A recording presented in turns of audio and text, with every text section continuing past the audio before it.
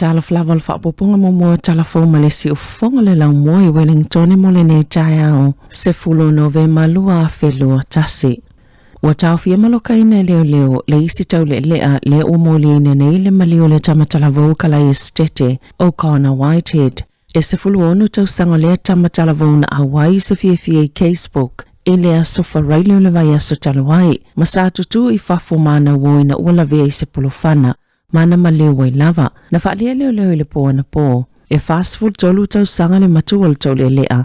Lea ua mōlia le fasio tangata wha moina ona ole maleo o kana. Ole lona lima I leo tangata o tau fia malokaina, I lea lava mata upu. Mo atu na mōlia se tau le tolu lua tau sanga le matua, ona ole fasio tangata wha moina pole murder. Ma o ana nafi lea na fofo tula ai le wha msnonga peitai. O loo iei pele fale mai ina o tau fia malokaina leo I lea so saa. Mai tutu la I wha msnonga mawalunga I kalai estete I lea so luas fuluano November.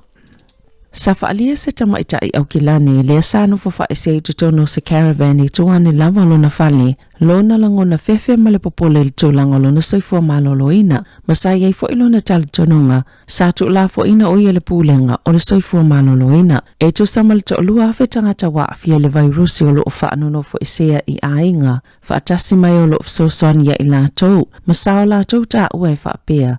Ele o whaingofia molopol kalamir soifua maloloina lautele. Ona mata I tuwina, o le tūlanga o soifua maloloina o I lātou wia, na tāual tamaita I lea na le imana o whailolo na swafa le leitio ni usila.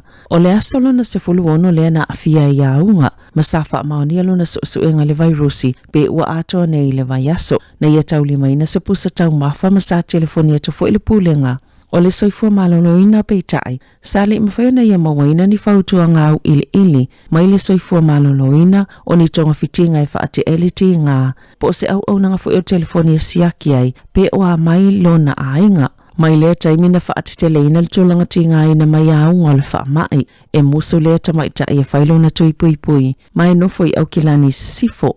Malana whanau e to olua maona mātua, na fesili ele pulenga le soifua maloloina, pe mana o alu no fuanga whaapito e whaanono fo ese tangata mo le whaama I peitai, sa le imana o iai, ona ele malamalama tele lea tūlanga, mai musu fo ialu, ai tu ualo na ainga, e au no masifeso soani, o le ua afialo na tamaya o ngā le whaamai, o le whaamatalanga le matanga luenga o soifua maloloina, o tangata umalawa e afialo COVID-19 fluiva, maulo o whaanono fo ese yo lātou ainga, e te tauna mawatu ni ala tau pepa o whautuanga, ma se awhiwhio mea umalawa e wa'awa aia le leia I le tūlanga, o lo la tau soifua maloloina, na saunwale men style soifua maloloina Andrew Little, I lona whaanono le whaalongo atu, e iei tangata ele o iei se lango mo I la tau, peifo I o le tamalia na nofo I lana ta avale, mo le vaiaso atoa, ona ele saunga le mulu na nofo whaesea, I lona lava a inga.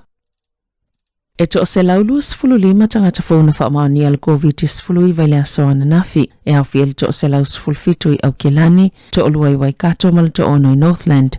E to afitus fulu I la to olo tau fia I fale mai, wa whaititia mal to valus fultasi sa whaamawina le asonga fua, to oiwa I potu mo ngā se te ngā ina. E to oluas fulu lima le fale mai North Shore, to tasi Waitakere, to oluas fulu lima I Middlemore, ma le to oluas fulu valu I le Auckland City. E o mai ana nafi, ua o atu le valu iwa pasene tangata ni usela, ua mai o la tui mua, ma le fitu iwa pasene, ua mai a umatui pui. E to o lima afe lau ma le tolu tangata na whaio la tui mua I le asonga fua, ai to asfulu no afe ma le valu sfulu iwa, na whaio la tui lona lua, a to I ele to o lua sfulu tasi afe lau iwa lua na whaia tui pui le asonga fua. E to o lua sfulu tangata mātutua ma lau whainga alwenga to o whaa, I le Edmonton Meadows Care Home I Henderson, ua whaamaonia ma afia I le vairusi, e to afitu o lo tau fia I fale mai I au kilani.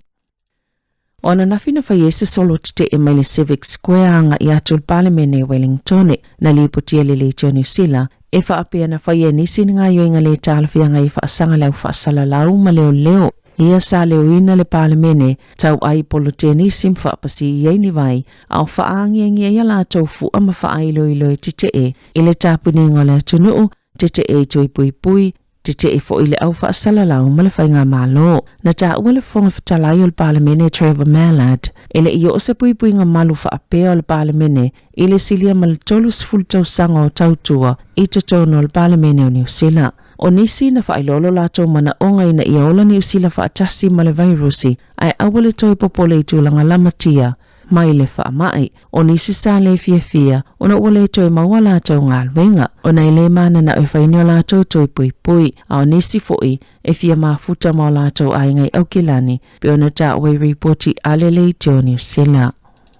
E ele tali tonunga le minista mo le tali ato Corvitis Fluiva Chris Hipkins o le ama whaiona maua e tangata o lātou tusi whaamaonia o le tui pui i se teimi o le vai sonei e mo mea tangata o whai tui pui le atusi ina ia mawhaiona ulufale atu le tele o pisinisi ma whaatasinga i le atunu pea o ina nga i le atunu o le polokalami fuafuaina o traffic lights. Po le whaanganga o suinga mo le whaatulanganga o tuutuunga le o whaatustusai moli whaasinoala o lo whaanga solo vaianga muli lava o whaataita inga i etu si whaamaonia le vai sonei pe o na sauno le minsta ma le a whaiasana folosanga i se tūlanga waiai i le aso. Ua toi tatala ina ato o tofe malanga inga le United States i le to tele o tangata mai fafo ua mai a ona whaiola to tui pui pe ona vai e le aso ananafi. Masafa atangai a inga maua toi whaatasia mo le taimi mua talu o nā lia mai le virus el corona i le luas fulmasina o toa nai. Ma o sewa noa fo iwa toi whaatao lau lai pisinisi mo feo inga na matua whaina o nao le whaamai na tāpunia le United States il whaitau miliona o tangata mo le luas fulmasina sa whaatanga ina lava tangata citizeni o Amerika ma ila tau e nunofo mau e ulufale atu ile atunoo pe ta isale itatala ina le avanua mo tangata tawhawha mai fafo na toi itatala ina tua oi o le United States ma Mexico whapea kanata le sa masani ai a ole itupu le whaamai sa whaafia ina i bisinisi e a ai e tua oi ia sa matua whaena ina wale ini tangata siasiato mai Mexico.